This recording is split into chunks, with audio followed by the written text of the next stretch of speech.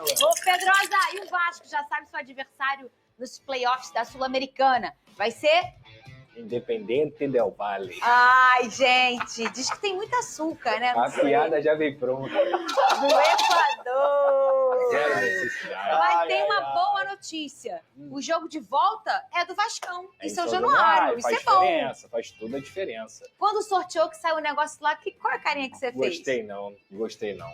Eu acho que o Independente Del Valle é uma equipe que vem crescendo bastante aí no cenário do futebol sul-americano, não se classificou por detalhe também na Libertadores, mas eu acho que esse trunfo de ter São Januário como o segundo jogo é extremamente importante. Esses jogos devem acontecer ali na segunda quinzena de julho, 15, 16, 17, 21, 22, 23 ou 22, 23, 24. Então, ter São Januário como esse trunfo é importante, tem altitude, o que é ruim. Então, o Vasco da Gama vai ter que se superar nesse primeiro jogo para pelo menos conseguir um resultado de empate, não perder, ou perder de muito pouco, 1-0, 2-1, para poder trazer para São Januário essa decisão. Muito bem. Vamos beber água agora, é isso? Já tá na hora da água? E o Independente Del Valle é o líder do campeonato equatoriano. Não, tem assunto. Ele não queria, mas a gente tá. vai falar do Vasco Já ia pegar meu caixa d'água, Ô, Bené Casagrande, a gente fala do Independente, inclusive, aquele grande jogo do Rueda, foi o Rueda, não? Qual foi aquele treinador que era o amigo do Domenech? Guardiola? Domenech. Amigo não, foi auxiliar durante muito tempo. Ele foi esse jogo que ele tomou 5, foi o maior placar elástico do Flamengo, sofreu o Independente Del Valle, que não é uma competição, isso na Libertadores, não é uma equipe que não tem a tradição em competições aqui no nosso Pelo contrário, eu concordo com o Pedrosa. Eu acho que não foi nada bom pegar o Independente Del Valle. Óbvio, tem um lado bom de você decidir em casa, isso querendo ou não ajuda bastante a equipe do Vasco da Gama, mas o Del Valle precisa ser respeitado, porque é um clube que vem crescendo bastante no cenário sul-americano e sabe jogar esse tipo de competição. Agora, aquela dúvida que a gente tem em relação ao Fluminense se vai priorizar ou não a Copa Sul-Americana, a gente não tem em relação ao Vasco. Pelo contrário, o Vasco, todas as vezes que pôde poupar no Campeonato Brasileiro pensando na Sul-Americana, fez isso e deu no que deu. Então, acho que essa competição é a prioridade do Vasco da Gama e eu não acho nenhum absurdo.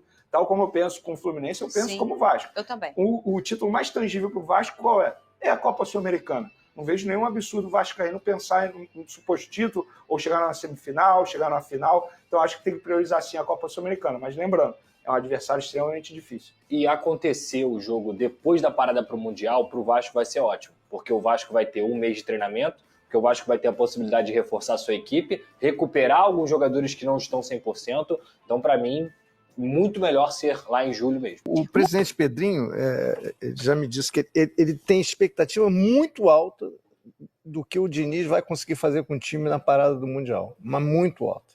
Aí a gente vai ter que esperar a volta do Mundial para ver se vai funcionar. Acho que é para ter. Eu acho que é para ter. Eu acho que a tendência é que ele melhore bem, inclusive a parte física. Ele vai melhorar a condição física, que o Diniz é um treinador que necessita muito da condição física, ele é um treinador que treina bastante.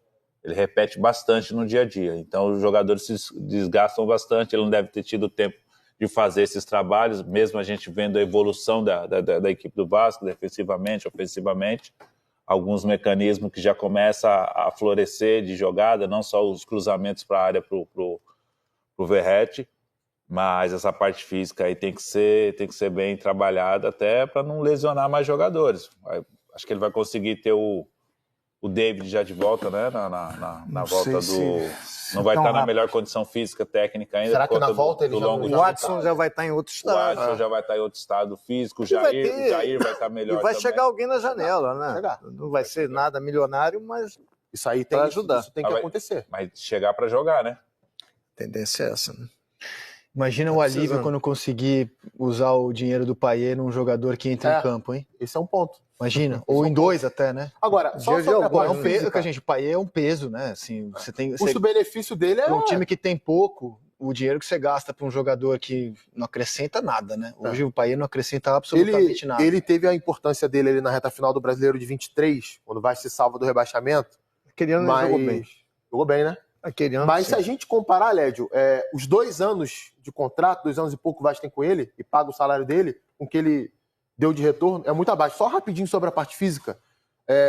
Troca de preparação física, troca de comissão técnica e um treinador que costuma fazer treinamentos mais longos do que a maioria. Não é só troca, é um cavalo de pau, né? Um treinador que via futebol de um jeito, o Carille, para uma comissão técnica que vê de outro. Isso muda o tipo de treinamento que o jogador ganha condicionamento hoje. Vamos ouvir o que o Fernando e o próprio Diniz têm opinado sobre a evolução do time na mão dele. O time está melhorando. Inclusive, quando você pega uma foto macro, eu acho que está melhorando. O jogo do Fluminense, o futebol como a vida, ele não é uma coisa linear. O time não vai fazer isso assim. O time vai fazer isso, vai cair um pouquinho, vai melhorar. O importante é, no longo do tempo, o time sair daqui e subir. Então, eu acho que contra o Fortaleza até agora foi o ponto máximo do time. Aí contra o Operário baixou um pouco. Contra o Fluminense, principalmente segundo tempo, baixou mais um pouquinho. Hoje subiu. Então, assim, a gente está andando para frente. E o time, a tendência, eu sou muito otimista em relação ao futuro do time. Lanús em primeiro, vai jogar o mata-mata e o Vasco agora espera a definição do seu adversário. Coloca o grupo, por favor, diretor. Vai ser um adversário terceiro de grupo na Libertadores. Os times da Sula decidem em casa o mata-mata, então a decisão vai ser em São Januário. Assim terminou o grupo do Vasco. Vasco da Gama. O Vasco se classifica, vai ter um confronto pesado, hein? Independente Del Valle agora nos playoffs.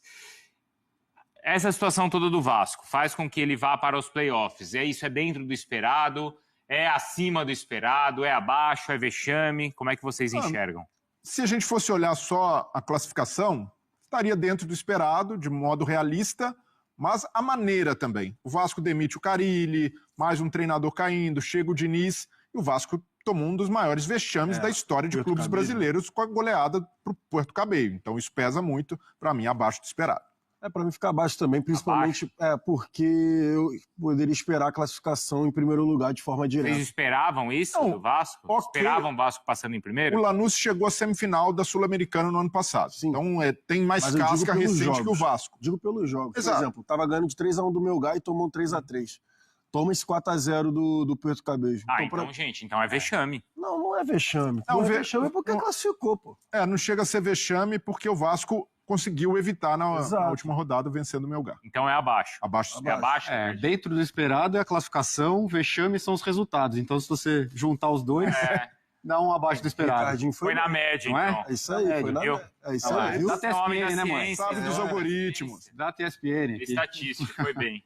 O Jair, que ficou de fora das últimas partidas do Vasco no Campeonato Brasileiro, né? Ele foi desfalque contra o Fluminense, contra o Fortaleza também, justamente por essa questão de ele já ter 6 jogos, agora não, depois dele ter sido titular na Sul-Americana. O Diniz disse que quer usar ele, pediu para a diretoria, e a informação que a gente tem nesse momento é que o Jair deve sim ser utilizado amanhã e até ser titular, né? O Hugo Moura está suspenso para a partida, então o Jair desponta ele como favorito e realmente aí é o indicativo de que ele vai ficar. O Vasco tentou negociar ele, né, no início do ano, na janela de transferências, e também tentava nas últimas semanas uma negociação para que ele deixasse o clube indo para outro clube da Série A. Só que, porque ele tem um salário muito alto, né, no elenco, assim, ele está entre os maiores vencimentos do Vasco, só que não teve nenhuma negociação fechada. O jogador também disse que queria ficar, então depois que o Diniz chegou, a história inteira mudou. E aí, o princípio que a gente tem aqui é que ele realmente aí vai jogar amanhã e vai ficar no Vasco, né? Pelo menos até a próxima janela de transferências aí, sem poder ir para outro clube da Série A. Bora falar agora sobre Ryan, repercutindo uma informação que vem do Rio de Janeiro e dá conta de que o atacante de 18 anos de idade do Vasco interessa ao Chelsea. O pessoal do canal Na Torcida Vascaínos descreveu todos os integrantes do departamento de scout do Chelsea para explicar como é que o nome do Ryan acabou sendo escolhido pelo Chelsea. Os nomes todos corretíssimos, mas a informação não bate. A informação que eu tenho é de que o Chelsea não tem a intenção de contratar o Ryan. Ele não faz parte dos planos do clube inglês, muito menos pelos valores citados, entre 15 e 20 milhões de euros. A matéria ainda apontava que a ideia do Chelsea era levar o Ryan antes do Mundial Sub-20. Atacante que tem sido alvo de propostas recentes, mas o Pedrinho já deixou bem claro que só topa fazer negócio a partir de 100 milhões de reais.